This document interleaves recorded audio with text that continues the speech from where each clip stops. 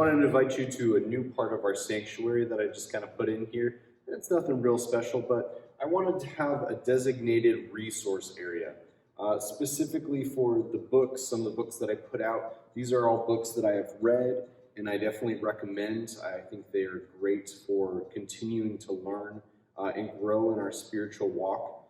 They've been very instructive for me, and I wanted to give you the opportunity to read them as well. And so what I have set up here is, if you'd like to borrow one of the books, just take one of these note cards in the little tray here, write your name, your number, and the date you borrowed it, as well as the book that you took, and then just take your little piece of paper and put it in the other tray here so that I can try to get it back if for some reason you forgot that you had it.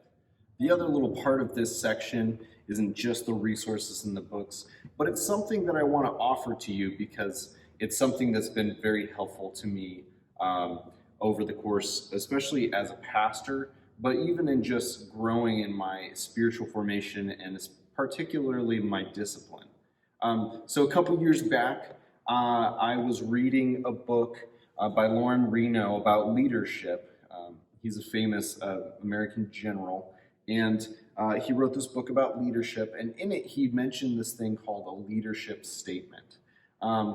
Now, I took that and I didn't create exactly what he created, but what really struck me was the intentionality of it. And the reason I really was drawn to it was because this was at a time in my life where I felt like I was really struggling to be consistent in a lot of things and to be disciplined.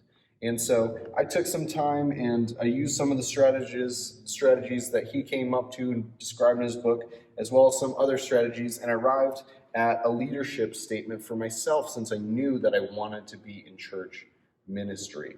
And so I came up with this statement saying that I endeavor to lead with humility and discernment through serving and shepherding, fighting against passivity and sloth to promote community and reconciliation. And the reason I love this statement is because it really helps remind me of the person that I think God specifically made me to be. And what's reflected in the statements are some of my spiritual gifts, I think some of my passions, and also some of my weaknesses as well. And so I've memorized the statement, and I look at the statement frequently throughout the week to kind of recenter myself when I feel like I'm a little bit undisciplined or off kilter. This is one of the things that I kind of come back to and helps guide me towards where I think God has led me.